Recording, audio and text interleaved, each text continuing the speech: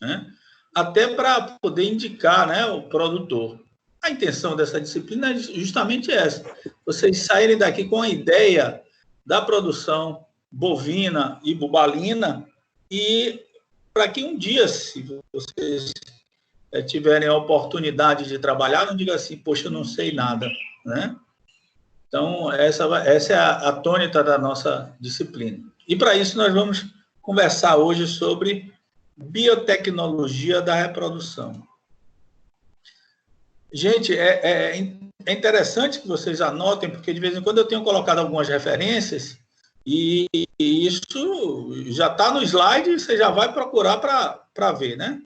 Então, as tecnologias reprodutivas surgiram e evoluíram ao longo dos tempos, levando às aplicações com diferentes impactos na produção e seleção animal, com repercussões na saúde animal e humana. É interessante que a gente tenha amplitude dessa visão, né? A gente deve visualizar específico, mas a gente tem que pegar essa ideia específica e lançar ela para o macro, né? Analisar o macro. Primeiro, tecnicamente, a produção. Depois, o efeito técnico na produção. Depois, a gente faz uma análise de custo. Tudo isso está dentro da ciência. Depois, a gente faz uma análise de receita. Por quê? Só com custo e receita que nós podemos fazer um balanço para ver se aquilo funciona. É muito comum a gente ouvir uma frase, né, que está encalcada na ignorância das pessoas que não conhecem o capitalismo, e diz assim: esse custo é alto. Esse custo é alto é uma frase solta que não leva para lugar nenhum. E a receita? Será que é alta também? E se eu implantar esse custo, se eu implantar essa tecnologia que me traz um custo, será que eu não garanto o mercado? Então, esse custo é alto é uma frase solta, sem parâmetro. E aqui a gente vai dar parâmetro para vocês, né?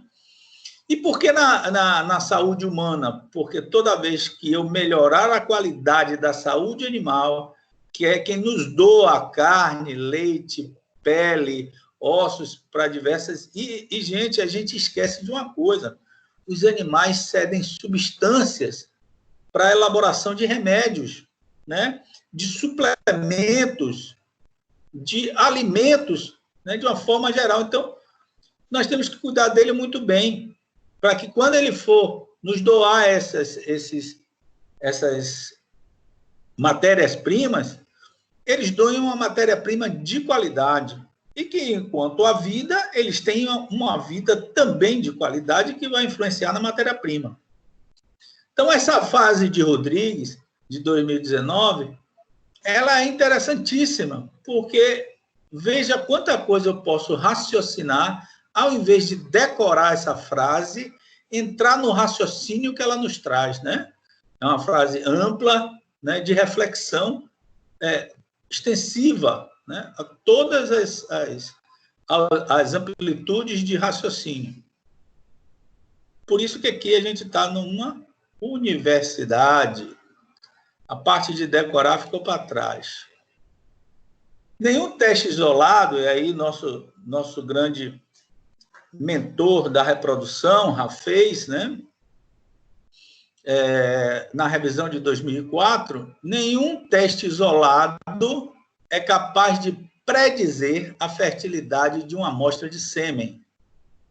Mas o exame de várias características pode determinar uma maior fertilidade potencial. Essa frase, ela também nos reporta para uma profundidade, porque o homem ele tem na sua característica de ser determinista. Nós todos, se eu estou espirrando, eu estou gripado. E o raciocínio não é por aí. Existem tantas outras, né, mecanismos fisiológicos que me fazem espirrar momentaneamente, né? E isso nos reporta a alguns raciocínios que a gente está vendo hoje no nosso meio, né? Raciocínios pequenos, que não conseguem ter uma amplitude, né? de ser determinista. Né? Nós estamos lidando hoje, por exemplo, com essa pandemia, que muitas pessoas, foi aquela corrida para a cloroquina, que bastava estudar um pouquinho do Strayer, do Leninger e farmacologia, e aí você via que não existia substancial base científica para a cloroquina, que é usada em outras enfermidades. Essas enfermidades podem estar associadas à Covid-19, né? Mas existiram pacientes que tiveram as duas infecções, os dois problemas concomitantemente. E daí se aplicou cloroquina. Alguns que ficaram curados foi a cloroquina, outro a azitromicina. Então, um raciocínio pequeno, né? Muito pequeno. Para quem não é da área de saúde, permitido. Porque não é da área de saúde, não pode ter essa amplitude de visão. Né? Assim como eu não tenho amplitude de visão na hora de construir um apartamento, na hora de elaborar um jato supersônico, na hora de instalar uma torneira. Eu não sei instalar uma torneira, então o cara que chega aqui, o cara é pedreiro, não fez faculdade, mas ele sabe instalar uma torneira. Então, cada um tem um raciocínio de acordo com sua área de atuação. Pois é. Então, a gente tem que tomar muito cuidado com essas informações deterministas e aumentar a amplitude de espectro no raciocínio. E isso a fez, coloca lá, né, no seu livro, quem já passou pela reprodução e não o leu, pelo menos 70%, meus pêsames. Né? Quem leu 70%, vai seguir pela reprodução e outras áreas, bem porque a reprodução é uma clínica especializada.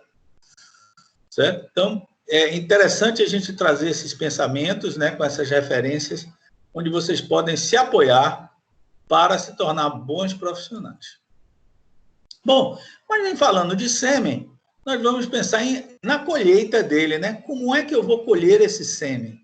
E aí eu preciso de todo um aparato, né, de materiais e equipamentos para que eu possa colher esse sêmen.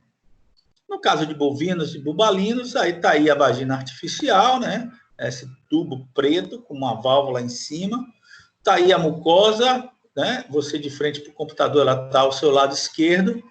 Está aí do outro lado o funil, né?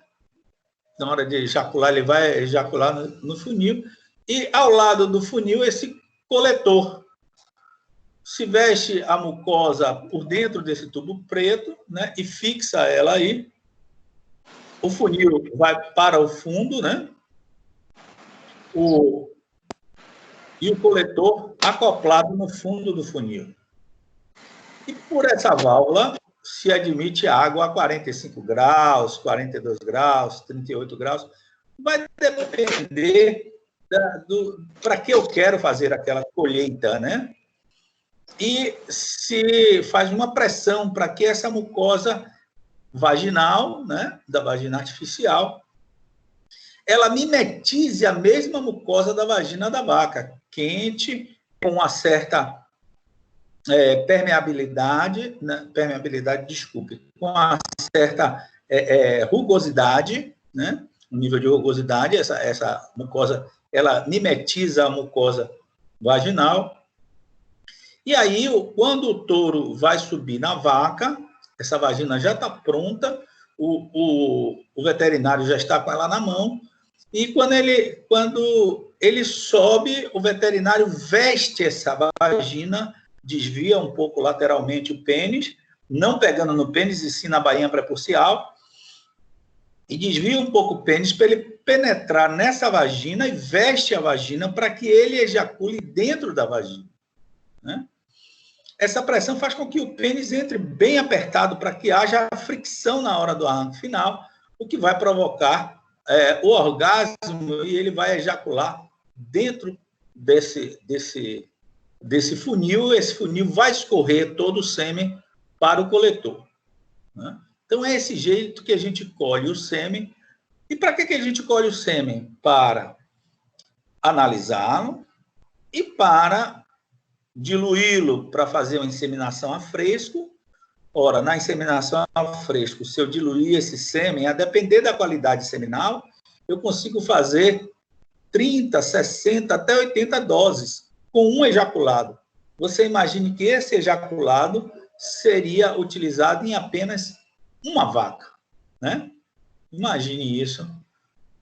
Apenas uma vaca estaria pegando esse ejaculado. Bom, se eu for raciocinar em termos de eficiência de fertilidade, né? Esse ejaculado que eu diluí e inseminei, vamos colocar 50 vacas, tá? Uma média, né? 50 vacas. Inseminei 50 vacas com esse ejaculado, vamos dizer que eu obtenha um sucesso de 70%, né? Com esse ejaculado, 7 vezes 5, 35, eu estaria fertilizando 35 vacas com um ejaculado. Então, eu aumento a eficiência, é lógico. Se eu estou usando aquele reprodutor, porque ele já tem características estudadas. Por quê? Estudadas positivamente. Ele já tem uma média lá no meu controle de filhos que têm aquela característica que eu desejo para o meu sistema de produção. Se é leite, se é carne, se é pele, não interessa. Se é qualitativa, se é uma característica quantitativa ou qualitativa, não interessa. Eu sei que eu tenho um estudo lá, um controle zootécnico, né? Joia. Então, eu vou ter 35 filhos em um ejaculado, né? Eu desgasto menos meu touro ou meu búfalo, eu potencializo, eu otimizo, né, a sua quantidade de filhos e eu vou ter como analisar melhor esses filhos que nascem na mesma época, né? Então, essa é a colheita de sêmen quando eu vou fazer diluição para inseminação a fresco. Mas eu posso... Boa, Lília, fala. Tem algumas pessoas que não estão conseguindo ver o slide. Que está aparecendo só você, não aparece o slide. Certo, Lília. Essas pessoas vão no AVA e baixam o slide no AVA. Certo? Depois, essa aula vai ficar gravada e vai estar com slide. Certo? Ok. Porque são algumas pessoas, não existe como a gente, através daqui, conseguir fazer com que elas visualizem. Certo? Todo mundo que está aparecendo aqui para mim, que está solicitando ser admitido na reunião, eu estou clicando e admitindo, certo? Os que aparecem para mim. Não sei se isso os que eu clico conseguem ver, os que eu não clico, mas alguns já passaram aqui pelo chat que estão visualizando, alguns já estão visualizando. Então, não é a minha transmissão, é quem recebe aí, certo?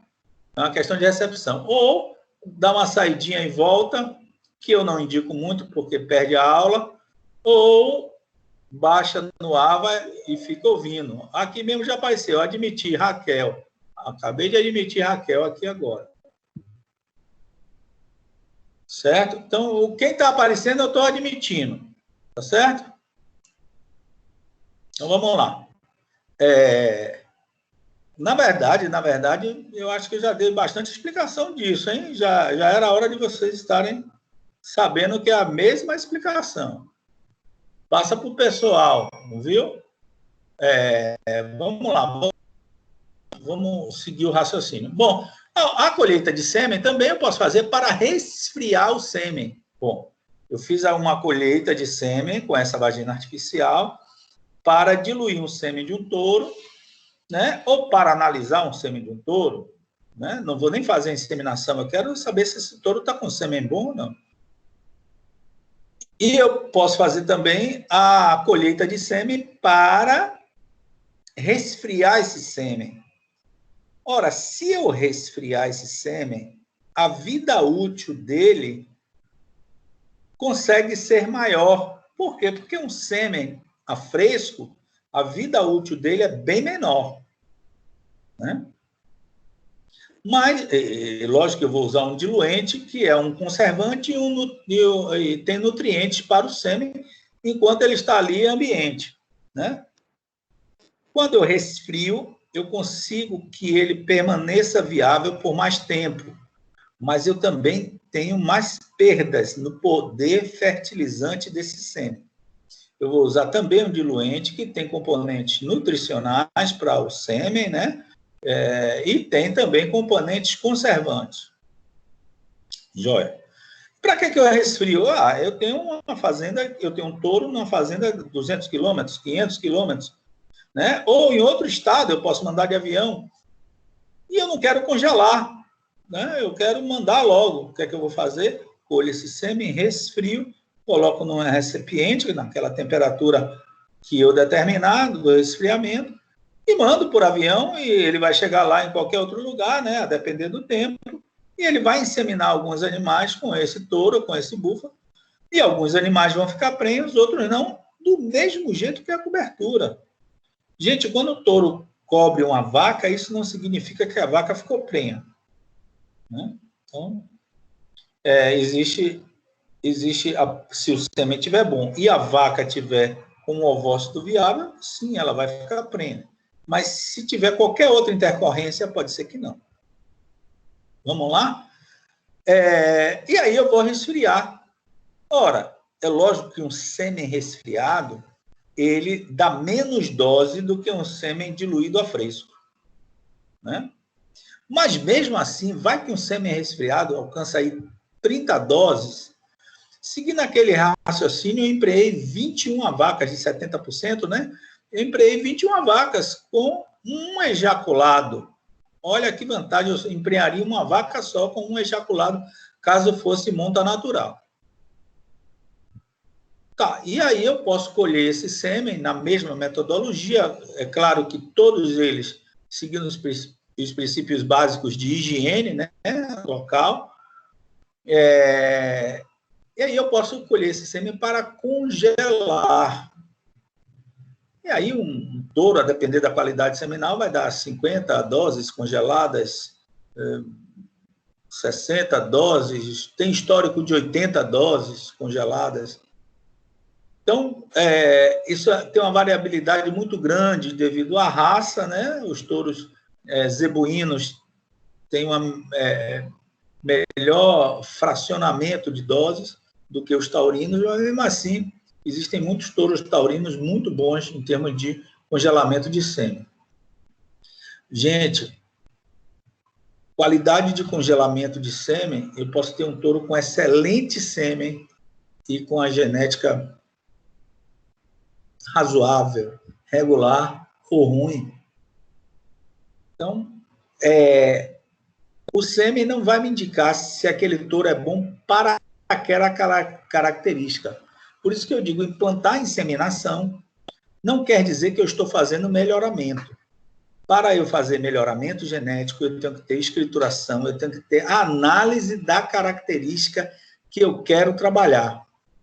É muito comum, e eu já presenciei várias vezes, eu e outros colegas, tantos da área, você chegar numa fazenda e a primeira coisa que o dono falar é dizer, aqui a gente está fazendo uma seleção apertada, inclusive estamos trabalhando com inseminação.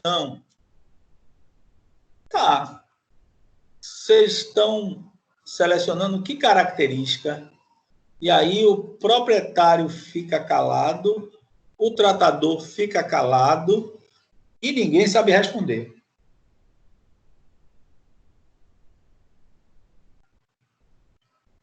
E você fica pensando, ele está fazendo inseminação para quê? Se ele não sabe nem o que ele quer.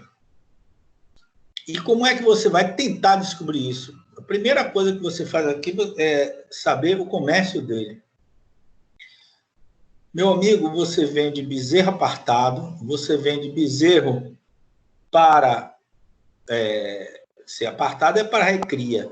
Você vende bezerro para engorda, quer dizer, ele faz a recria também, ou você vende já no final, quer dizer, ele faz a cadeia toda.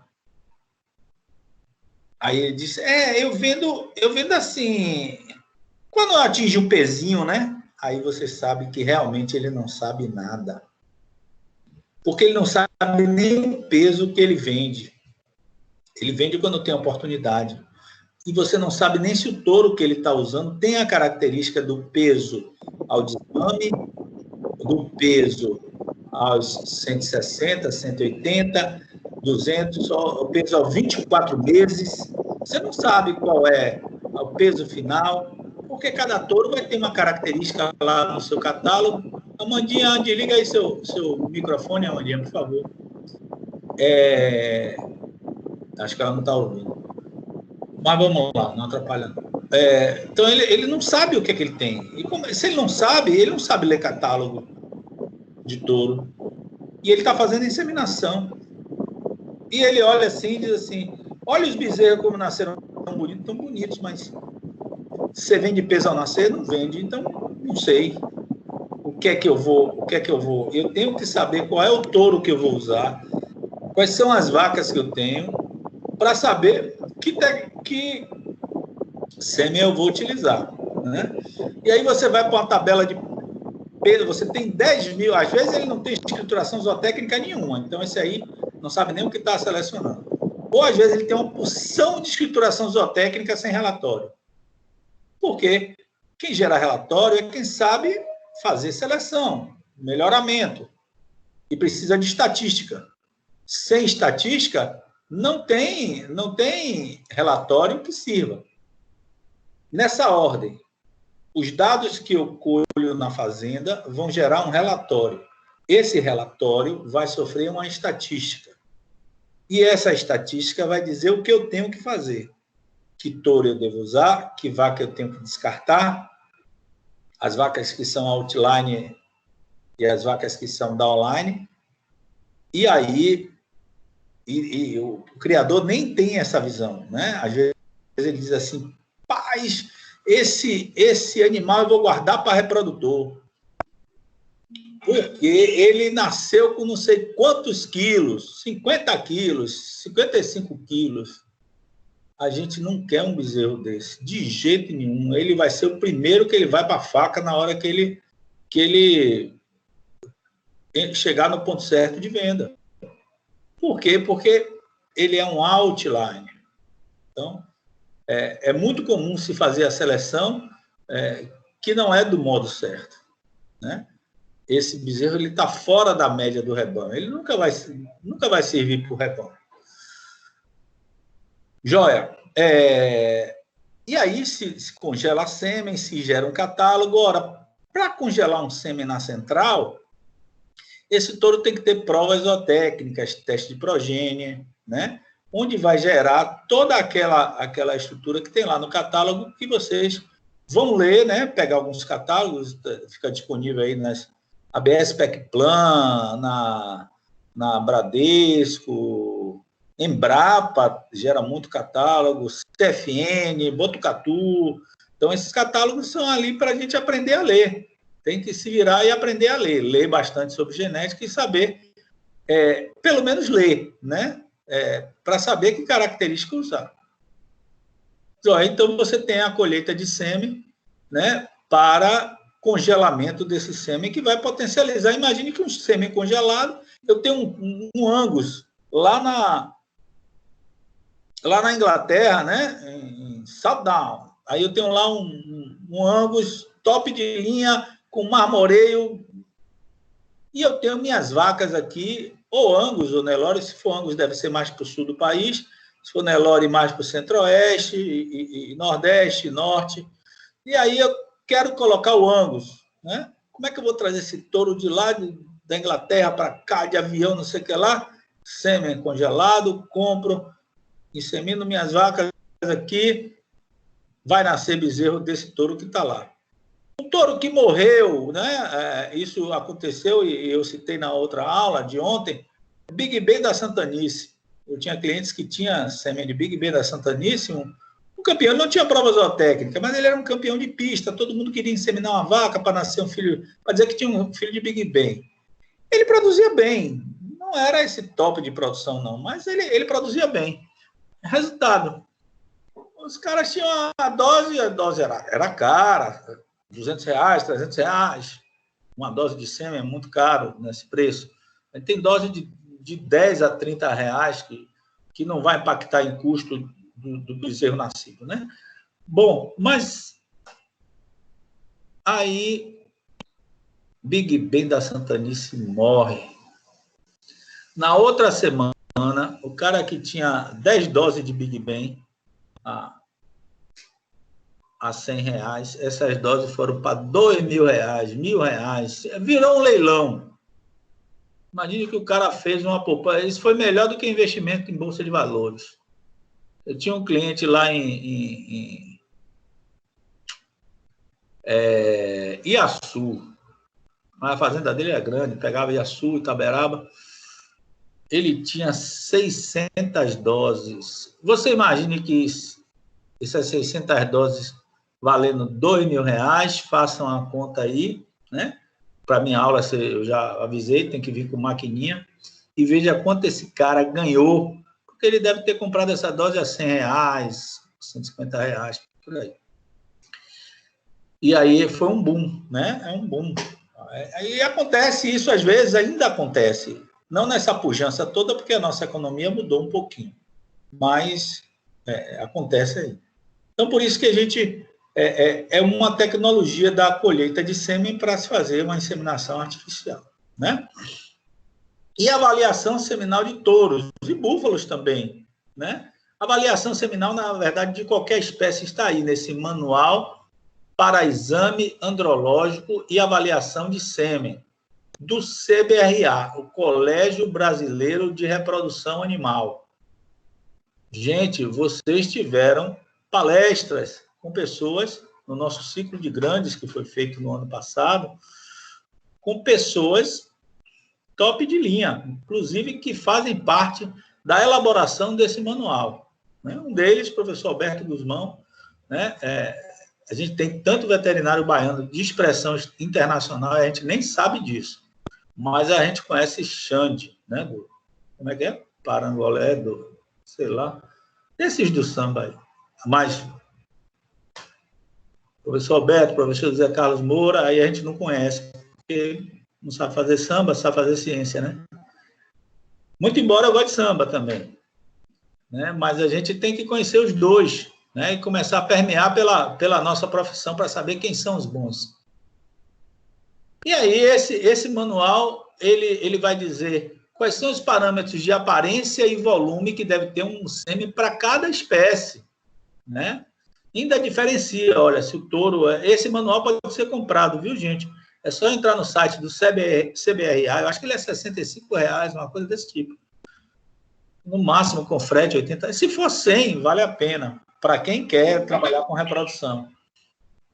Ou para quem vai ter uma clínica de cães, está aí o parâmetro de análise de sêmen de cães, de qualquer espécie, né? Então... esses são os parâmetros, inclusive ele é chancelado pelo Ministério da Agricultura, porque o Ministério da Agricultura não tem um centro de estudo para esses parâmetros. O Colégio Brasileiro de Reprodução é a delegada, né? É a associação delegada, é o colégio delegado pelo Ministério da Agricultura para fazer os estudos reprodutivos, né? Então, ele vai preconizar a concentração espermática, né? E a metodologia que deve ser usada para essas avaliações, a motilidade espermática e a morfologia espermática, assim como as patologias, as morfologias e as patologias. Está tudo dentro desse manual. Então, quem vai permear pela reprodução, eu acho que já existe até em PDF. Se eu não me engano, existe em PDF, se eu não me engano. Mas, assim, porque hoje em dia, né, eu vejo gente aí que baixa cada livro em PDF, monstro, muito bom. Vamos lá. Então, essa é a avaliação seminal que a gente vai ter. A avaliação seminal é reprodutiva. Gente, reprodução é a arma do melhoramento genético para difundir genes desejáveis, certo? Então, quando eu quero difundir sêmen desejável, com mais velocidade e com mais amplitude de indivíduos carregando aquela informação genética, eu utilizo a biotecnologia da reprodução. E a básica, uma das primeiras, foi a inseminação artificial. Bom, inseminação artificial é uma técnica desenvolvida para o melhoramento genético, tá vendo? Poucos reprodutores selecionados conseguem produzir sêmen suficiente para inseminar milhares de fêmeas anualmente. O que é que eu quero dizer com isso? Que, dentre os touros selecionados, um touro que vai para um teste de central de inseminação, ele vai levar lá 2 ou 3 anos, ou menos, porque se os primeiros testes não derem bons, o cara pega o tourinho, ó, meu amigo, tome seu tourinho de volta aqui, não vale a pena você investir nele, né? Então, esses touros, para serem avaliados, eles passam por uma série de testes, tanto reprodutivos, é lógico, porque se ele não tiver também boa característica reprodutiva, para que eu quero esse touro, quanto para as características, né, que eu vou mensurar nos seus filhos, para que eu possa difundir esse sêmen. Um touro, para ser provado, ele leva 5 anos, 3 anos. Vai depender da quantidade de filhos e da quantidade de características estudadas nos filhos que ele produziu. E aí a central começa a vender esse sêmen, mas começa a controlar a característica em diversas fazendas, né, pelo Brasil afora, e essas características têm que ser acompanhadas e assinadas por um veterinário ou um zootecnista, né? E daí elas vão para o catálogo, vão ser analisadas em programas SPSS, SAIS, algum desses programas genéticos.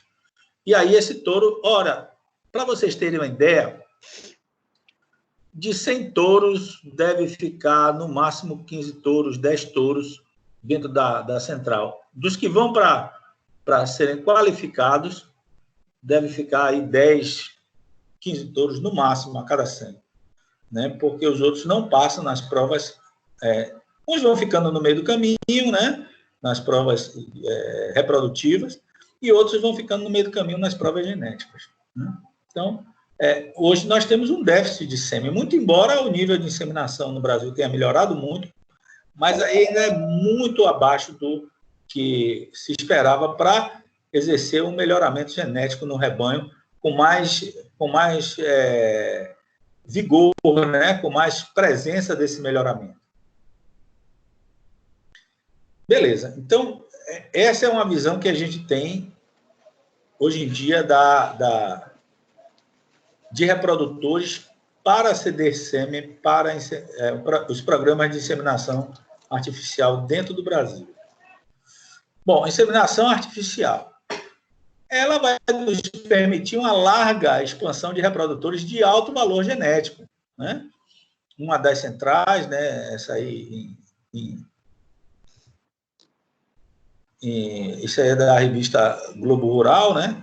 Uma das centrais, onde tem avaliação de touros Nelore, né? Nós estamos vendo aí touros Nelore, e onde eles estão submetidos à prova zootécnica, né? Então, como a gente já falou, eu consigo inseminar um touro que está aqui, em outro país, em outro estado, em outro município, né? Facilita o teste de progênio, porque imagine que esse touro teria que sair cobrindo em várias fazendas. Um touro não ia conseguir fertilizar 100 vacas no ano, né? E com a colheita de sêmen, eu consigo ter 1.000 filhos, 2.000 filhos desse touro por ano, né? Se um programa bem feito, eu consigo ter... E aí minha avaliação genética fica de boa qualidade, porque eu tenho que ter um N grande. Para isso que eu tenho que utilizar como arma da reprodução a inseminação artificial. Então, ele facilita o teste de progênie, né? Leva ao melhoramento do desempenho ao rebanho nacional, né? Porque eu começo a inseminar, começam a nascer animais melhores do que os animais nascidos nas gerações anteriores, né? para várias características ou para uma característica só. Ele, através desses cruzamentos, a gente vai modificar a característica de produção, né? Se não houvesse esse tipo de cruzamento, utilizasse só touros que estão ali à mão, eu não iria conseguir fazer isso. Possibilita a utilização de reprodutores já mortos, a gente conversou com isso, já conversamos sobre isso, né? O sêmen está ali congelado, ele morreu, mas eu posso usar durante vários anos, várias gerações. E numa análise genética, lá na frente, se eu tenho um sêmen lá guardado, eu posso lançar mão de, ih, rapaz, esse rebanho aqui já está muito endogâmico, e para essa característica eu tenho um sêmen congelado aí de um touro de 1992, quando congelou esse sêmen, mas ele tem já lá no catálogo dele, já foi estudado, né? Então eu tenho lá características que eu posso utilizar ele e dar uma... Já está na hora de eu não fazer mais endogamia, vou partir por uma heterogamia, dar um choque de heterose, né? Mesmo dentro da raça, eu posso fazer isso, de uma raça só eu posso fazer isso. A heterose não se dá só entre... É lógico que o grau de heterose em raças de origens diferentes, taurino e zebuíno, ele é muito maior. Mas eu posso fazer também um grau de heterose bom quando eu tenho animais endogâmicos e trago uma genética de outro lugar, bem distante, de muitos anos atrás. Isso é uma arma para o melhorista, né? Reduz o risco de infecções sexualmente transmissíveis. E aí a gente tem alguns fatores, né? Para eu implantar a inseminação artificial, eu tenho que treinar a mão de obra. Treinar bastante essa mão de obra, né? Na parte de higiene, na parte de rotina de procedimentos, verificação do cio, cuidados na inseminação, cuidados na pós-inseminação, tudo isso, momento certo da inseminação, tudo isso vai fazer com que eu tenha um sucesso, né? E se eu utilizar hormônios para sincronizar esse rebanho, né? Eu posso fazer de várias maneiras, inclusive hoje com a técnica de IATF, inseminação artificial por tempo fixo, eu até tiro, né, esse trabalho de observar cio. Quando eu promovo um IATF, eu sincronizo todas essas vacas, independentemente de dar cio ou não, eu insemino elas em tempo fixo, já está dizendo tempo fixo. Eu vou lá, dei os hormônios, né? E aí eu vou lá, tantos dias depois, e insemino todo mundo, né? É um programa de sincronização de estro, ou sincronização de cio, é a mesma coisa, em que eu insemino tudo por tempo fixo, com ou sem cio. Professor, e uma vaca que não entrou em cio nesse programa pode ficar prenha? Pode. Pode não ficar prenha? Pode. E a que entrou em cio pode ficar prenha? Pode. E pode não ficar prenha? Também pode. Né? Porque existem vários fatores na hora da fertilização, na hora em que o espermatozoide penetra no ovócito. Então, e a sincronização, ela não vai me garantir prenhez, ela tem que ter um percentual de prenhez dentro do rebanho. Uma IATF, ela pode ter de 40% a 70% de fertilidade. O que é que eu quero dizer com isso? Das vacas que eu inseminei por IATF, 40% a 70% vai ficar prenha. Poxa, professor, que margem alta é? Porque o programa de inseminação depende de vários e vários fatores, né? Pode dar 80%? Professor? Pode. Eu posso ter um programa de 80%. Isso ocorre muito. Às vezes a gente faz um programa e tem um índice muito alto no início. E o produtor ele fica achando que aquele índice é matemático, vai ficar ali o tempo todo. A matemática, no nosso caso, ela serve para analisar os eventos ocorridos e para diagnosticar algumas coisas.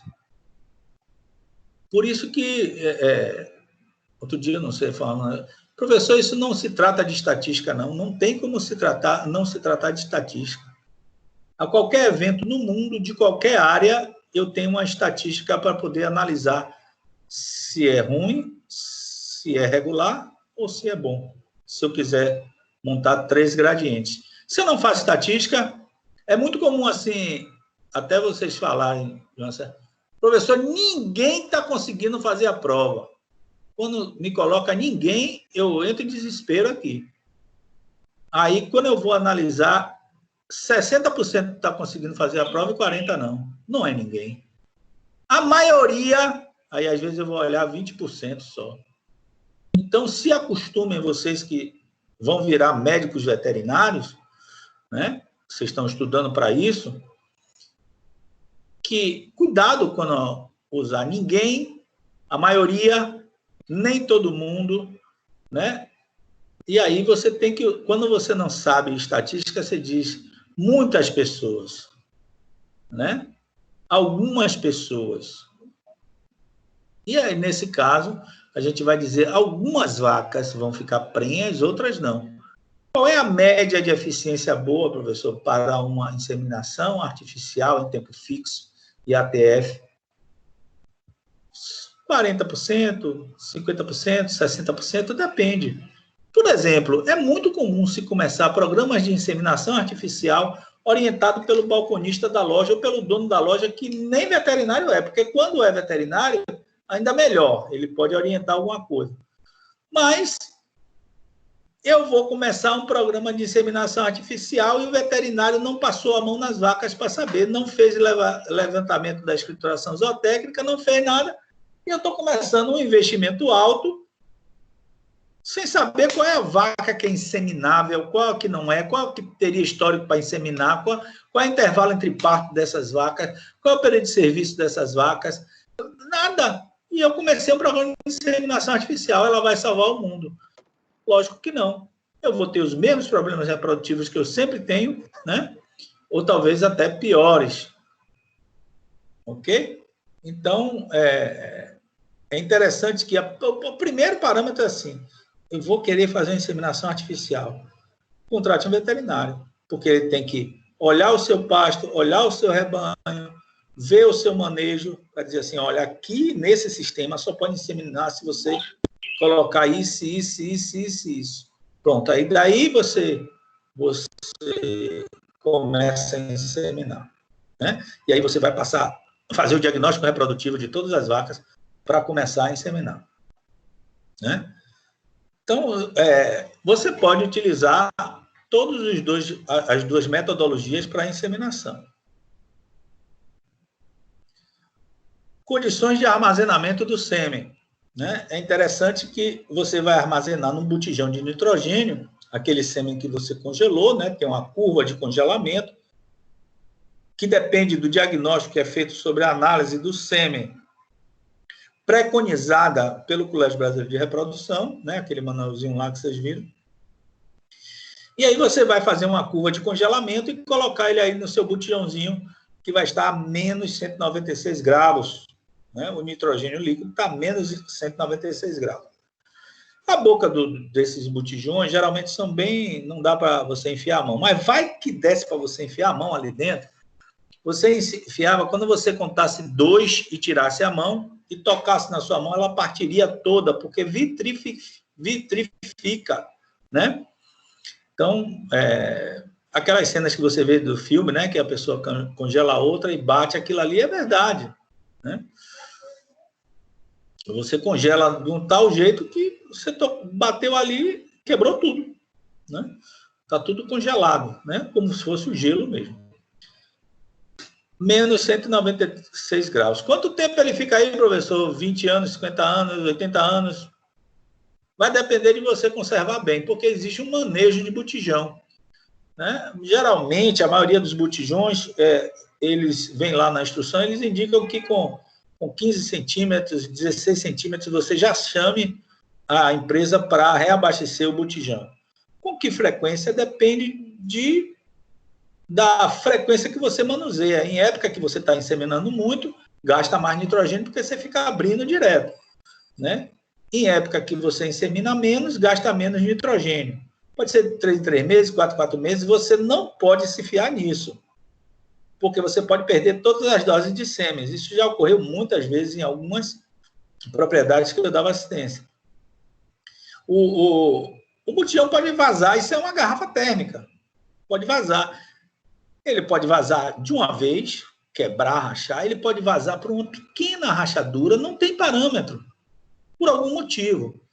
Ele tem que estar em cima de um pallet de madeira, né? Não pode estar em contato direto com o chão. Ele é uma garrafa térmica grande, né? Mais durável, mais resistente, mas ele é uma garrafa térmica. Não pode bater o fundo no chão, né? Porque você pode quebrar. E você tem que ter todo o cuidado para transportar ele, né? Geralmente se faz caixas acolchoadas, né? Onde se guarda ali aquele botijão. E coloca sempre ele, e mesmo a caixa não se deve colocar em contato com o chão direto, deve estar em cima de pallet de madeira, né? Beleza. E aí você vai abrir com todo cuidado, né? Vai ter que ter um manejo, uma rotina, tem lá a sua planilha, né, de abastecimento do botijão, onde você bota a quantidade de nitrogênio que completou e a data, né, e a hora. Ora, na terceira, na quarta, durante um ano que você vem manuseando, você já vai saber a época que você gasta mais nitrogênio, a época que você gasta menos nitrogênio, né? De quanto em quantos meses você vai abastecer aquele botijão, você cria a sua planilha, né? E, geralmente, quando você compra um botijão, já vem uma planilhazinha dessa, você só faz copiar, tirar xerox, já vem isso aí pronto. Geralmente também se coloca uma cartelinha, né, onde você preenche amarrada na lateral, ou na boca do botijão, ou na alça do botijão, para que você não perca essa planilha, né? E aí, por que você perder? Você perde várias doses, muitas doses. Já ocorreu de eu sair para inseminar, chegar lá e voltar sem inseminar. Por quê? Porque cheguei lá, quando eu peguei o botijão, disse, ixi, esse botijão tá leve. Aí fui medir, estava 11, 10, vixe Maria. Tirei uma dose e analisei. Uma porcaria. E era sêmen da ABS Tecplan, não me lembro, Botucatu, ABS, uma dessa ICFN, uma dessas empresas que congelam, né? E que tem programa de melhoramento também. Eu sei que eu disse, rapaz, isso aí ficou sem abastecer. E aí fui pegar a planilhazinha dele. Quando eu peguei a planilha, eu vi que o espaço do abastecimento estava muito grande, o cara se passou, né? O cara se passou. Pode ter sido também um furozinho, ele mediu e no outro dia estava bom, e no outro dia começou, ele levou uma semana para medir, ou nesse intervalo em que ele mediu e que eu cheguei, né? Tenha tido vazamento? Até pode. Como é que eu sei que não foi? Porque na planilha tem as datas de abastecimento e as quantidades de abastecimento. Então, quando eu fui fazer o levantamento ali, eu vi que o tratador se passou mesmo, né? E um erro que foi complicado, porque esse botijão tinha sêmen até as horas, e sêmen custa dinheiro. Então, o prejuízo foi grande. Por isso que o manejo do botijão, tudo tem que ser orientado, tem que estar na cabeça de quem vai orientar isso aí. E aí, o ato da inseminação, isso é uma ilustração, né? Pela palpação retal, se detecta a cérvix, né? Essa cérvix, ela é pega pela mão, colocada dentro da mão toda, como está aí mostrando. Com esse dedão aí, se detecta o orifício, né, da cérvix, o ósteo caudal da cérvix, se traz essa cérvix para a bainha, que vai penetrar pela vulva e vagina, e quando chega lá no fundo de saco, se veste o aplicador, né, com a cérvix. A cérvix vai vestindo, você vai encaixando a cérvix. É lógico que muitas vezes tem cérvix tortuosas, que você não consegue ir até o útero, mas o alvo do inseminador é depositar o sêmen no útero da vaca. Não conseguiu, no primeiro anel, no segundo anel, no terceiro anel, se deposita ali naquele lugar. O aplicador tem que sair sem marcas de sangue, não pode haver sangramento. É uma operação fácil, a gente tem muitos leigos inseminadores, né? Que tomou curso e tem aptidão, palpou ali, pegou a cervix e se inseminou. Muitos leigos que inseminam de qualidade.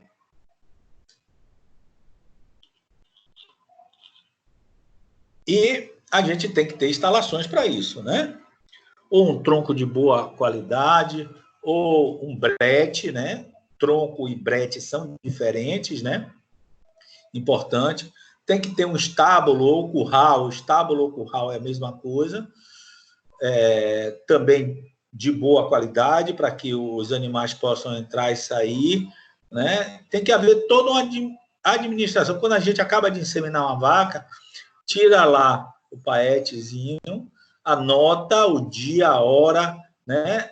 O touro, que é o número da partida do sêmen.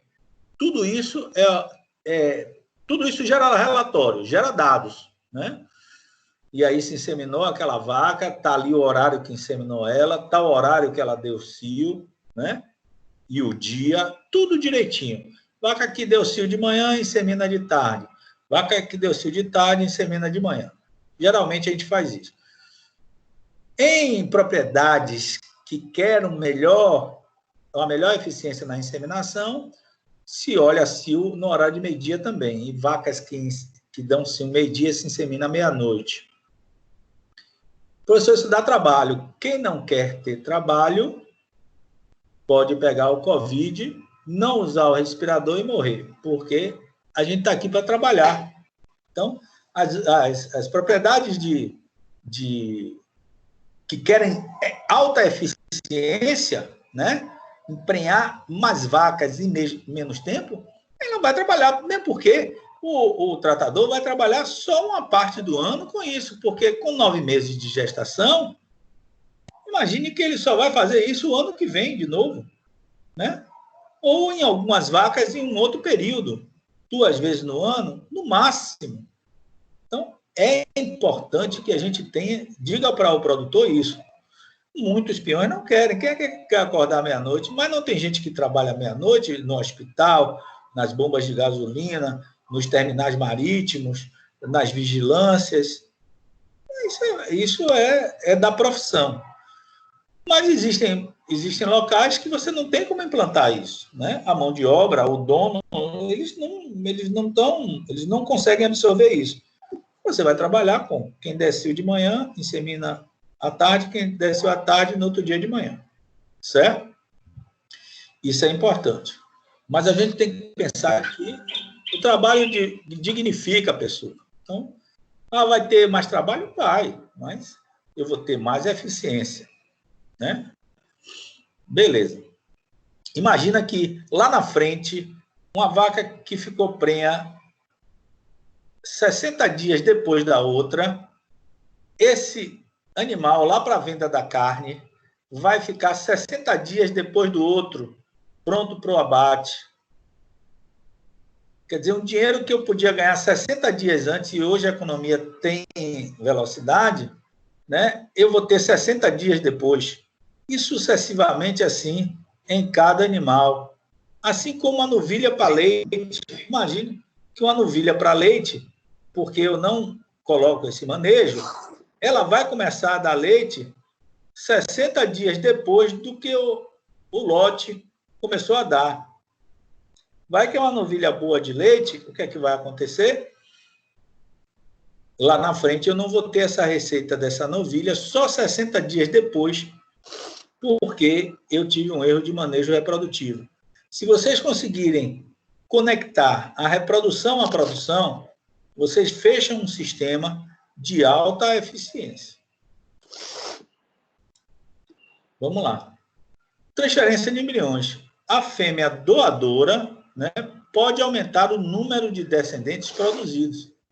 No caso da inseminação, eu aumento a quantidade de filhos do touro, certo? Mas no caso de transferência de embriões, eu aumento a quantidade de filhos do touro e daquela vaca. E como é que eu faço isso? Eu vou superovular a vaca, né? Ou a búfala, e ela, em vez de lá no ovário, alguém falou? Alguém falou aí? Não. Não. Então vamos lá. Eu vou superovular uma vaca. O que é que eu vou fazer? Eu vou aplicar hormônios que, em vez dessa vaca soltar um ovócito, né, no cio, ela vai liberar vários ovócitos. Quantos? 10, 20, 30, 40. Já houve casos de 60 ovócitos liberados, né? E quando ela der cio e liberar esses ovócitos, eu vou inseminar ela. Ou colocar o touro. Hoje em dia, dificilmente se coloca o touro, porque os sêmens, eles vêm com a qualidade genética, né, já aprovada, melhor do que os touros fisicamente, né? Um outro motivo é porque no ejaculado, na hora que vai se recuperar esses embriões para colocar na receptora, o ejaculado traz algumas sujeiras, né? E aí essas sujeiras dificultam a visualização do embrião, né? Sujeiras normais, fisiológicas de metabolismo, né? De escamação de mucosa e por aí. Bom, e aí como é que a gente vai fazer essa transferência de embrião? Peguei uma doadora, que já eu tenho toda a parte de escrituração zootécnica, já sei que ela é muito boa geneticamente, para a característica que eu quero usar. Escolhi um touro que vai reforçar essa característica, né? Que provavelmente vão me dar filhos de excelente qualidade. Superovulei a vaca, a doadora, e, ao mesmo tempo, eu apliquei hormônio nas receptoras, onde eu vou implantar o embrião, para que elas deem cio no mesmo dia que as doadoras deram cio. Olha, fiz todo o programa, apliquei os hormônios, superovulei as doadoras e sincronizei as receptoras, e agora, no 6º dia após a inseminação artificial, ou monta do touro, que hoje em dia quase não se faz, eu vou lavar esse útero, porque a partir do 6º dia se dá a implantação do embrião no útero. Ele sai do terço médio da tuba uterina, ele vai nidar, né? Isso é o tempo de nidação, e vai se implantar no útero da doadora. E aí o que acontece? Se ele se implantar, eu não consigo lavar ele.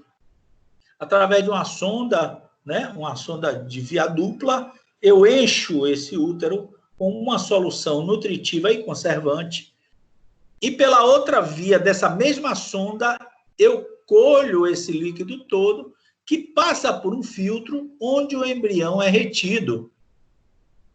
Certo? Esse embrião fica nesse filtro, eu lavo esse filtro, jogo numa placa de Petri e vou avaliar esses embriões, para saber quais são os viáveis e quais são os inviáveis. Quais desses ovócitos foram fecundados e quais não foram fecundados. E esses embriões, nem todos vão ser de qualidade, né? Mas existem lá, né, preconizado no Colégio Brasileiro de Transferência de Embriões, né, de Biotecnologia Animal, o Senagem também tem isso aí, a classificação embrionária. Esses servem, blástula, expandido, os que tiverem extrusado não servem, e por aí vai, né? Então, vai dar a qualidade desses embriões. Professor, por que muda a qualidade desses embriões? Porque nem todos são fecundados no mesmo momento. E a qualidade de fecundação não é igual para todos, né? O fenômeno da fecundação se dá quando o acrossoma, né, libera as enzimas que vai penetrar, né, nos ovócitos. Então, nem todos, esse fenômeno, nem todos vão acontecer de qualidade no mesmo momento. Eu posso ter um embrião que está numa fase de desenvolvimento e outro que está em outra fase de desenvolvimento. Isso ocorre bastante. Isso vai fazer com que a gente tenha um diagnóstico sobre tudo o que aconteceu, né? Um diagnóstico que às vezes é presumível, mas não é um diagnóstico certo, mas a gente tem uma ideia. Beleza. Lavei o útero da doadora, capturei, né?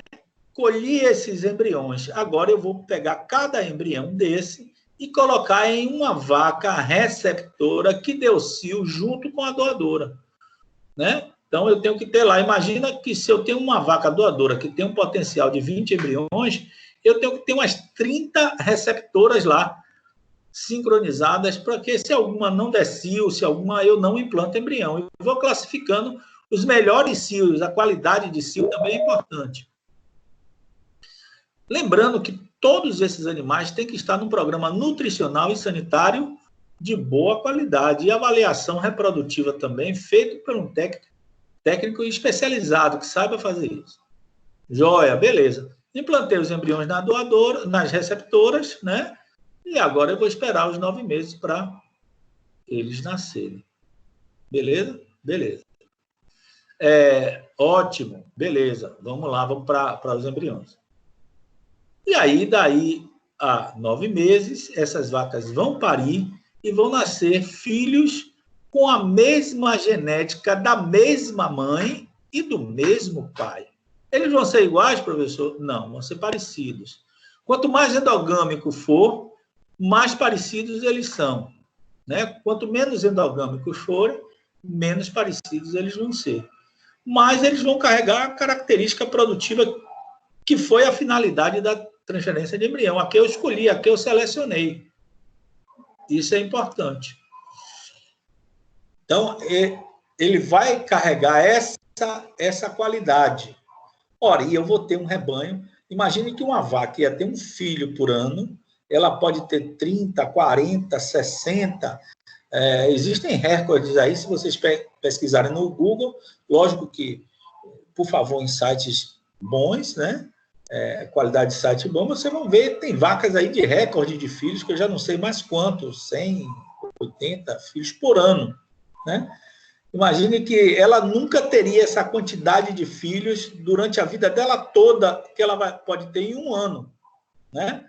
Se contarmos que uma vaca vive entre 20 e 30 anos, e que ela não vai parir todo ano, né? Desses 20 e 30 anos, 2 anos ela levou sem parir no início, e depois, quando ela vai ficando mais velha, a partir dos 15 anos, ela não vai ter mais o intervalo entre parto, vai demorar entre um parto e outro. Né? Isso eu estou botando uma vaca de boa eficiência. Beleza? Vamos lá. E nessa transferência de embrião, lógico que fazer transferência de embrião para vender animal para abate, difícil. Na inseminação eu consigo fazer, porque o custo do sêmen não é muito alto, e a quantidade que eu vou trabalhar com o inseminador, o custo desse inseminador também acaba não ficando muito alto. Então, na inseminação, eu posso sim produzir bois para abate, né? Mas vacas para... posso produzir também vacas para a atividade leiteira, né? Mas eu fazer transferência de embrião para a atividade de abate, nascer bois para serem abatidos, não é viável economicamente, né? Mas para melhorar a genética, e inclusive em rebanhos leiteiros, isso é viável sim. Diagnóstico de gestação. O diagnóstico de gestação precoce é essencial para o manejo reprodutivo e produção econômica. A gente já viu lá, é o mesmo caso, né, daquele animal, daquela fêmea que vai demorar de ser inseminada porque não se olha o cio de meio-dia, né? Quando eu falo meio-dia, pode ser 11 horas, pode ser 13 horas, não importa, mas aquele período do meio do dia. E por quê? Porque com esse diagnóstico, né, que ele é feito através do toque retal ou com a ultrassonografia, com o auxílio da ultrassonografia, porque esse diagnóstico, ele vai fazer com que, primeiro, eu tire as vacas que têm problema reprodutivo, né? Porque quando eu falo de diagnóstico, não é só a palpação, é o levantamento do histórico reprodutivo. Primeiro, ele vai me dar menos vacas com problema, né? Eu vou ter a condição de análise. Depois, ele vai tirar as vacas que não vão dar um bezerro do ano que vem, e que tem dificuldade de emprenhar. Com isso daí, o meu sistema só ficam vacas que vão dar receita no ano que vem. Ou daqui a 2 anos, ou daqui a 3 anos, vai depender do sistema de venda desses animais. Mas se eu vou deixando vacas sem problema e sem diagnóstico, ou atrasando esse diagnóstico, eu vou mantendo no sistema vacas que têm custo. Pasto tem custo, mão de obra tem custo, vacina tem custo, né? Sal mineral tem custo. Então, essas vacas vão sobrecarregar o meu sistema em termos de custo, diminuindo minha lucratividade. Então, diagnóstico precoce dentro da capacidade de ser feito, ele é importante. Na palpação retal, um diagnóstico seguro se dá com 60 dias. Ah, professor, o veterinário lá da fazenda toca com 40. Olha, troca com 40. E, às vezes, tem uma boa eficiência. A margem de erro de 5%, com 30 dias, a margem de erro de 10%, né? Não existe toque sem margem de erro. Você vai dizer, ah, professor, mas lá na fazenda o cara tocou 50 vacas e não errou uma. 50 vacas não é digno de nota, né?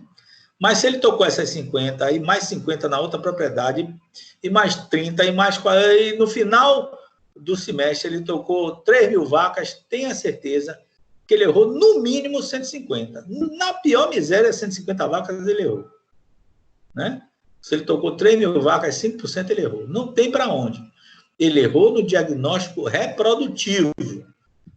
O diagnóstico gestacional, ele se limita a só saber quem está prenha e quem está vazia. O reprodutivo, ele vai me dizer quem tem problema de ovário, quem tem problema de útero, quem tem problema de cérvix, e que pode interferir na fertilização desse animal ou não. Então, existe uma diferença entre diagnóstico reprodutivo e diagnóstico gestacional. Né? Aos 60 dias, essas duas detecções, elas me dão uma segurança de gestação. Né? Então, aos 60 dias, eu tenho a detecção da parede dupla, pelo teste de beliscamento, que permite o diagnóstico, né? Você faz um beliscamento suave e sente que existem duas membranas, uma sobre a outra. É como se eu tivesse uma bola de encher, bota um pouquinho de água, vocês podem até fazer isso para treinar. Eu, na minha época que eu estava treinando, eu fazia muito isso, palpava laranja, palpava maçã, enchia uma bola com a outra, botava, né, com água, botava outra bolinha dentro da outra e ia palpando para que o meu dedo começasse a criar sensibilidade. Né? Isso está parecendo treino de futebol, né? Que hoje em dia dizem que o pessoal não treina mais falta, nem mais nada disso. Antigamente o pessoal treinava, por isso que hoje em dia os caras não sabem bater mais falta. Né? Eu estava vendo a reportagem de Zico treinava 40 minutos, 1 hora e pouco, depois do treino, só batendo falta. Por isso que ele teve o percentual que teve, né? Não é só dom, não. A pessoa gosta de dizer, o dom azul, é o treino também. Né? Então, vamos lá. E esse treino vai me dar a melhoria no meu procedimento de detectar esse beliscamento, né? Saber se tem duas membranas realmente ou não. Pego uma bola de soprar, boto um pouquinho de água, depois dentro dessa bola eu boto outra bola de soprar, boto mais água ainda, fecho as duas e começo a treinar. Pegar na bola de soprar, que está mais externa, é lógico, e sentir a bola de soprar que está mais interna, né? Envolvida por um líquidozinho. A presença do feto também é outra coisa que eu vou... É outro fator que eu vou detectar, né? É a presença do feto mediante a tentativa manual de provocar o movimento do feto contra a parede do útero. Chama prova de balotamento, beliscamento e balotamento. O que eu vou fazer? A mesma coisa, eu pego uma bolinha dessas de jogar frescobol ou de tênis, boto dentro de uma bola de soprar, encho de água, né? Amarro essa boca, lógico que eu vou encher de água, mimetizando mais ou menos o tamanho de um útero aos 60 dias, e aí eu fechei ali, o que eu vou fazer? Deixar apoiado no local e vou balançar para que essa bola lá dentro, que está solta, né, ela venha e bata na parede da bola de soprar. Isso se chama balotamento. E aí eu vou treinando ter essa percepção. Esses dois procedimentos vão fazer com que eu tenha uma segurança para dizer se a vaca está com prenhez positiva ou não, né? Mas existem, existe, lá em obstetrícia veterinária, né, para os mais curiosos, os mais estudiosos, Prestes e Alvarenga. E, pasmem, Alvarenga já palestrou na Unime várias vezes, trazido por professora Aline, né, professora Covise também, né, a pedido delas, ele vinha muito. Então, são amigos. E pense que a gente teve esses caras aí palestrando já várias vezes dentro da Unime, né? Nós fizemos já vários eventos lá, e conferências, e congressos, e encontros, né, de excelente qualidade. E sei que alguns alunos aproveitaram bastante. E por ultrassonografia, ora, por ultrassonografia eu tenho um diagnóstico mais precoce. Imagine, 28 dias, quer dizer, 32 dias antes, eu consigo detectar a gestação através do ultrassom. Veja que coisa boa, né? Então, eu consigo fazer a detecção gestacional com ultrassom 32 dias antes. Isso vai me dar um upgrade muito bom na reprodução. Aliás, o ultrassom é uma arma para a reprodução muito boa, principalmente em pequenos ruminantes, né? Beleza, pessoal. Então, a gente tem essas biotecnologias da reprodução. Mas são só essas? Não. Nós temos hoje a FIV, fecundação in vitro, né? E a FIV, professor, é viável? Olha, a FIV ainda está em estudo. Se algumas empresas ouvirem falar isso, elas vão me execrar. Alguns já fizeram isso. A FIV é uma realidade? É uma realidade, mas ela ainda carece de muita pesquisa, né? Ainda tem alguns animais nascidos de FIV com uma certa deficiência imunológica, né? Um pouco linfáticos, né? Existem animais que nascem bons? Existem também vários, né? Eu acho que tem um pouquinho de medo de pesquisa em FIV sobre essas questões para não se perder mercado, né? Mas hoje eu ainda não indico FIV nas fazendas que eu dou assistência, né? Eu indico que faça inseminação, transferência de embrião, mas a FIV ainda não indico, porque eu acho que ainda tem que passar por mais testes, né? Existe a clonagem também? Existe a clonagem, né? Então, a clonagem também é uma biotecnologia, né? E que está aí, tem animais já de clones de boa qualidade, mas também tem animais de clone que não tem qualidade nenhuma, né? Não é a biotecnologia da reprodução que vai determinar o percentual de animais nascidos de boa qualidade, e sim o melhoramento genético que vai indicar os reprodutores e matrizes que devem ser usados para essa finalidade.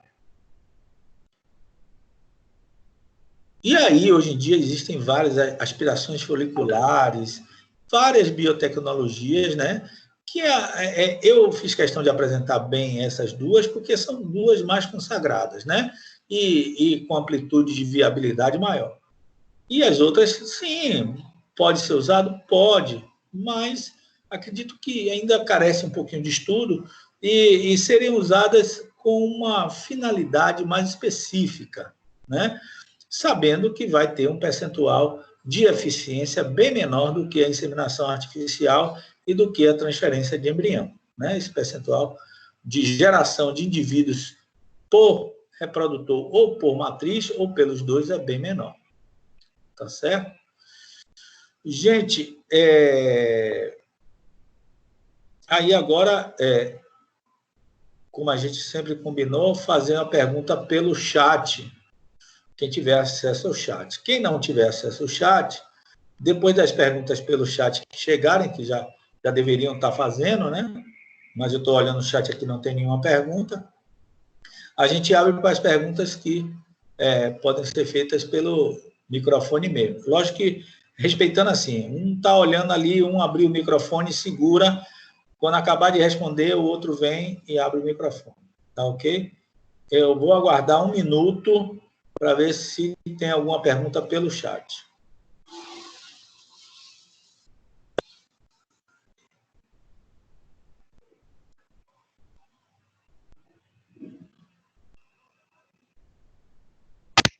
Misa, Fala. o pessoal não tem acesso ao chat, não. Não? Ah, então essa turma que não tem. Tem outras turmas que tem. Ah, Isso tem certeza que todo mundo não tem? até então, sim. O pessoal fica parecendo que para conversar precisa ser um membro, fazer parte da equipe. Lilian, Oi. eu acho que é porque você tem que baixar o Teams, o aplicativo mesmo, no notebook, entendeu? Se for pelo link e acessar online, aí ele não aparece o chat. Mas pelo menos nas outras matérias, quando eu utilizo o aplicativo aqui, é porque eu também estou online, não estou pelo aplicativo, não. Quando você baixa o Microsoft Teams no notebook, ele aparece a opção chat. Eu não sei se tem alguém que está assim e não tem acesso, entendeu? Mas pelo menos é a impressão que eu tenho. Ah, entendi. Obrigada, Ike. Ô, Eike, você consegue ter acesso, Eike?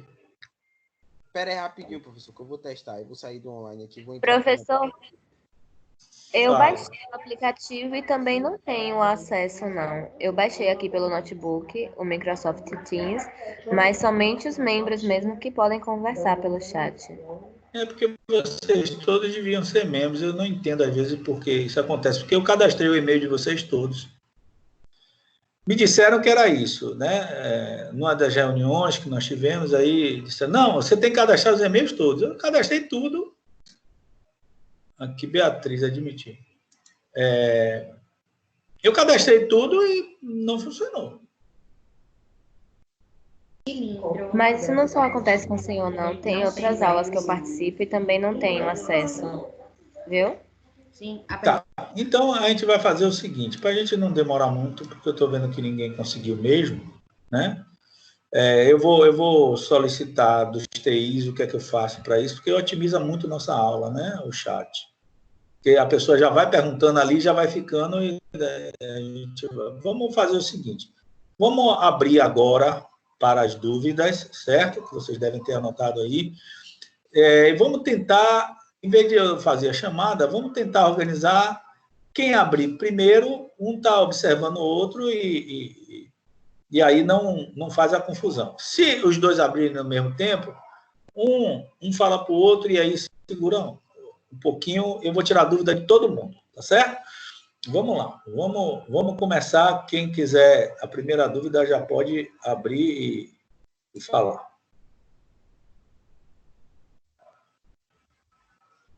Professor, Fala aí.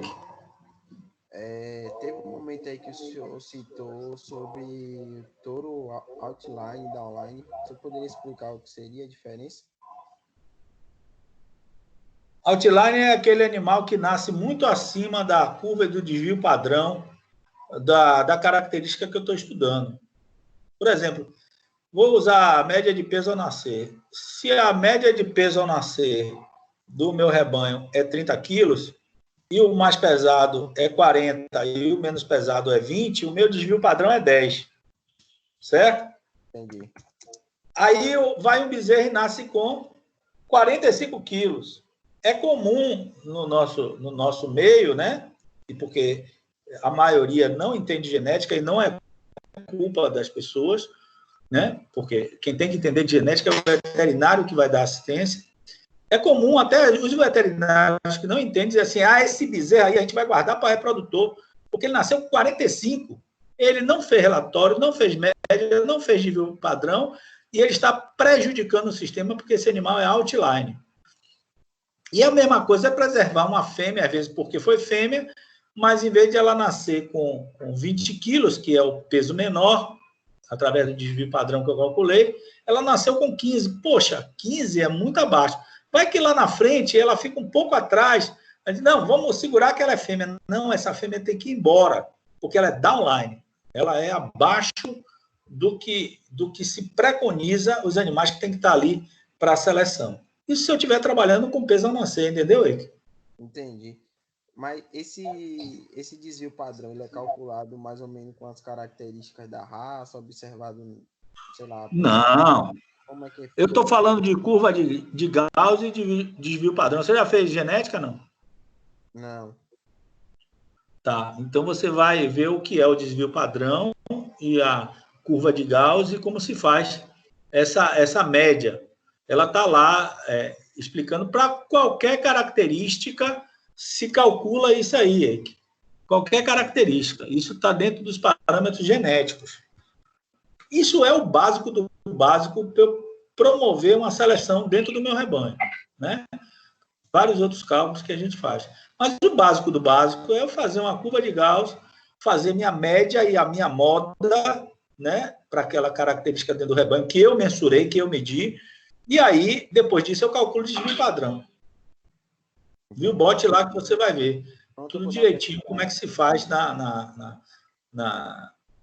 esse cálculo genético. Valeu, Misa. Obrigado. Um abraço.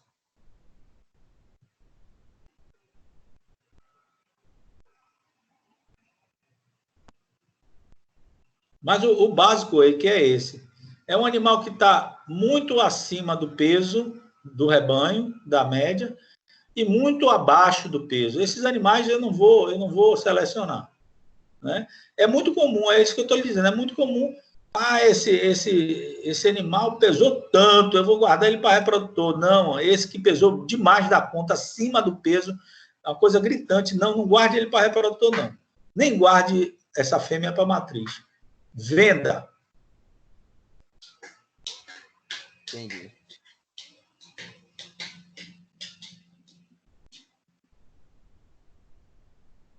Mais perguntas?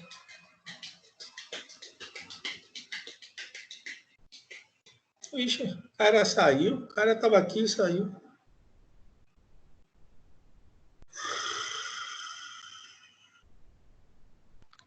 Professor. Fala. Kaira teve algum problema com o computador dela. Tá. Ela botou isso no grupo, foi? Foi. Ah, tá. Ela botou no grupo, tudo bem. O meu mesmo, esse computador mesmo tá dando problema. Ele tá dando problema. Se eu botar o fone, ele faz aqui tudo aquela coisa que tava fazendo, né?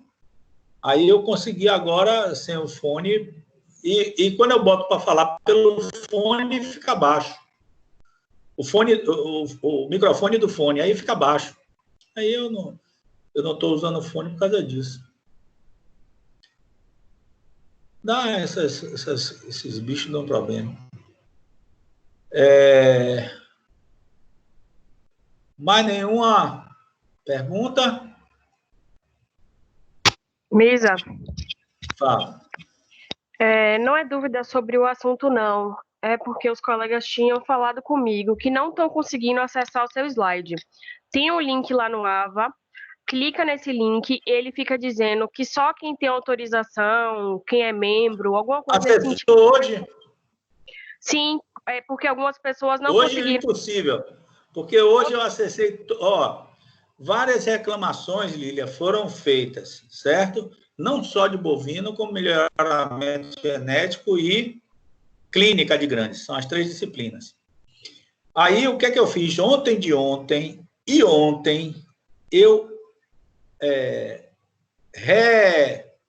como é que chama? Meu Deus. Eu recoloquei todos esses links, testei todos, filmei e mandei para a linha. Agora, pode acontecer de alguém ainda assim não estar? Pode. Acessem hoje e só considerem a informação a partir de quem desligou o computador todo e ligou hoje e acessou. Porque aí realmente é problema. Porque algumas pessoas, quando o senhor estava dando aula, não estava tendo acesso ao slide. Aí você pediu que pegasse o slide no AVA, para essas pessoas que não estivessem conseguindo ver no Teams. Eles tentaram e ninguém que tentou conseguiu. que estava sem acesso ao slide no momento da aula. Todo mundo que tentou acessar o link não conseguiu. Beleza. De hoje, entendeu? Entendi. O que é que faz? Todo mundo já sabe. Printa a tela e manda.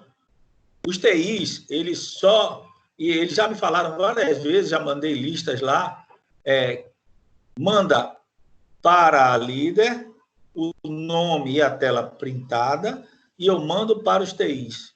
Os TIs, toda reclamação que chega sem tela printada, eles não atendem, porque a demanda está muito grande. Então, eles consideram que sem a tela printada não adianta nada. Né? E eu até compreendo eles, porque sem a tela printada eles não têm como agir, entendeu? Não tem problema nenhum, faz a relação, né? E vamos considerar a partir de hoje, todos que printarem a tela, tem que estar lá constando a data, tudo direitinho, printa a tela, faz a relação, manda para você e você manda a relação para mim. Tudo com tela printada. Senão, okay. Não tem... Isso é mesmo, Lili, que você vai lá e diz assim, sei lá, você diz assim que você deu entrada num documento e a pessoa não lhe entregou. O que é quem está lá recebendo essa reclamação vai dizer? Cadê o protocolo da entrada? Né? Aí você vai dizer, eu não tenho. Eu digo, e como é que a pessoa vai avaliar se não tem o protocolo da entrada? Eu compreendo os TIs, eu acho que eles têm razão nesse ponto, né? Porque é muita demanda, está tendo muita demanda mesmo, e aí sem eles terem um subsídio na mão, porque com a tela na mão printada, eles sabem lá o que fazer. Tá, aí as pessoas me mandam por e-mail e eu mando para o seu e-mail, ou elas podem me mandar pelo grupo do WhatsApp? Pode mandar pelo grupo e você mandar pelo grupo. O importante é que chegue... Se chegar particular, para mim é difícil. O que eu estou recebendo de mensagem, tudo que está chegando particular, está ficando quase tudo para trás. Agora, quando chega pela líder, aí eu sei que tem uma listagem lá com a líder, com a opção de gente, aí eu pego, copio tudo, encaminho tudo para a UTI, ou encaminho tudo para a Aline, encaminho para quem tem que encaminhar. Quando vem de grupo. Particular é impossível, não dá para a gente fazer. Porque imagina, eu estou recebendo mensagem dos alunos, dos coordenadores,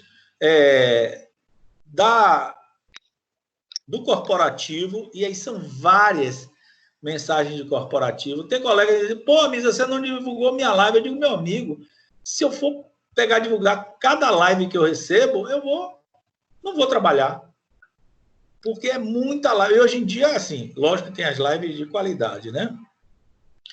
Mas também hoje em dia tem live de tudo. E hoje em dia tem uma porção de gente boa de tudo. O cara sabe falar de alfinetar mosquito, de consertar ventilador. Tudo hoje tem live. Eu entendo, é até bom porque ocupa ficar em casa, como eu estou ficando direto, só saio para comprar alimento, o remédio, né? É complicado.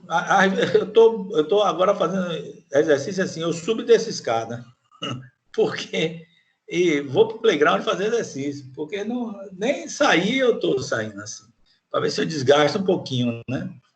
Porque realmente a gente tem que ficar em casa mesmo. Não adianta, eu estou isolado, estou saindo direto, estou fazendo isso, estou procurando, cada dia eu saio uma vez, aí eu não estou isolando. Mas, voltando lá às coisas, é isso. A gente tem que printar a tela. Eu compreendo eles, né? E a gente não tem outro jeito para proceder. Viu? Mas indica para o pessoal, todos, entrarem hoje. Desliga o computador, reinicia tudo. Sai, inclusive, porque às vezes a gente não sai. Um TI me falou isso. Às vezes você desliga o computador, mas você não saiu da tela. Aí você liga de novo... Aí entra de novo no Teams. Mas você já estava no Teams. Então, ele não reformou essa informação. Isso não sou eu que sei, não. É o TI que está me dizendo. Então, o que é que você deve fazer? Desligar, sair do Teams, desligar a tela, desligar tudo, sair de todas as abas que estão lá na internet, né? Mas é sair mesmo, não é chegar lá e mandar fechar, não. É ir lá no botãozinho de sair daquela página e sair da página. Sai de tudo, dá um tempinho e retorna de novo. Ou reinicia, mas antes de reiniciar, tem que sair de todas essas abas, né? Então, sai de tudo, reinicia o computador ou desliga ele, dá um tempinho e volta. Viu? Na verdade, vocês que usam tanto computador, né, eu fui procurar saber dos TIs. Vocês têm que estar informados nisso aí. Eu estou procurando me informar para saber também ajudar vocês. Tá ok, Misa. Eu vou pedir pro pessoal tentar de novo e quem não conseguir, eu vou fazer uma listagem e te mando. Mas manda um textinho assim, olha, os técnicos de informática da Unime indicam que vocês saiam da página antes de fechar a aba da internet. Então, sai da página, sai de todas as páginas, depois fecha todas as abas, depois reinicia ou desliga o computador. Se reiniciar, ele vai reiniciar, é lógico. Se desligar, depois você dá uns 10 segundos, 20 segundos e liga de novo. E aí tenta entrar. Tá ok, obrigada. Fala, quem ia falar alguma coisa aí, fala. Gente, qualquer informação que vocês me derem é importante para mim, viu? Porque eu estou levando tudo isso ao corporativo e à coordenação.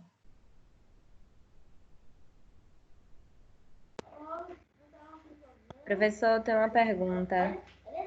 Fala, Nanda. Quando resfria o sêmen, você pode aproveitá-lo e ter quanto tempo? Quantas horas, no caso? Varia muito. A gente já fez inseminação com o Maxi resfriando, que foi para 72 horas, acho que 72, 76 horas, ainda com viabilidade. Depende muito da qualidade do sêmen, do diluente usado, mas entre 24 e 72 horas a gente consegue ainda inseminar com esse sêmen resfriado, né? Vai depender muito, mas a gente consegue aí esse tempo. Joia. E outra coisa, esses diluentes você classifica como? Tipo assim, qual é o melhor para aquela determinada amostra ou é por quantidade de amostra? Os diluentes industriais, eles já vêm com uma bula, né? Determinando o quanto você coloca por ml, tá certo? Mas hoje a gente tem vários, tem a Minitube, tem o Merco, o Tris Merc, tem o da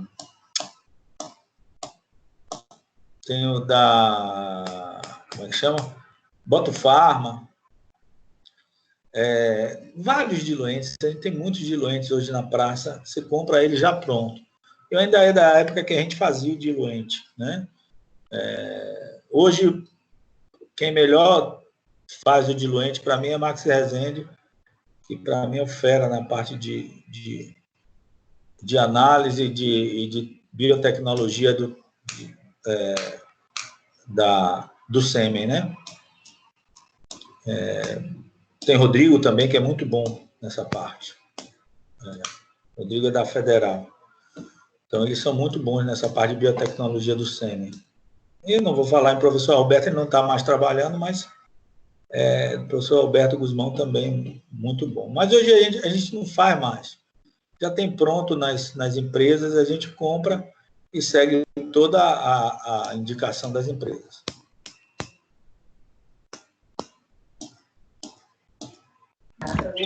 Valeu. E outra coisa, no congelamento você tem uma temperatura, né? Você falou, eu me passei ali.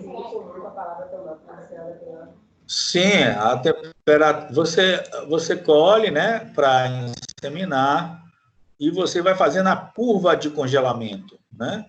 Você vai pegando aquele sêmen e vai fazendo a curva de congelamento. Essa curva de congelamento, ela vai resfriando o sêmen, né? Vai baixando a temperatura até ele chegar à temperatura que você vai botar ele imerso no nitrogênio líquido, que é quando ele chega a menos 196 graus.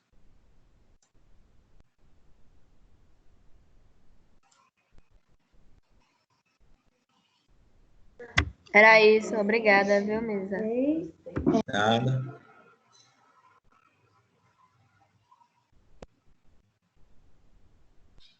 Mais perguntas?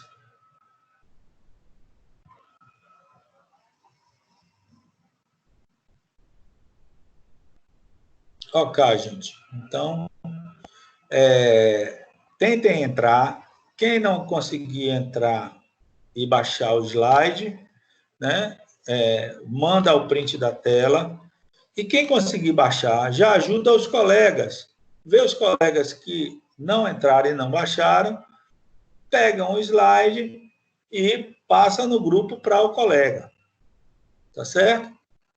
As aulas até ontem foram gravadas, né? Por exemplo, quem quiser hoje assistir a aula de ontem, pode também assistir. As aulas nunca vão ser iguais, né? Mas elas têm o mesmo conteúdo. Ok? Bom dia para vocês.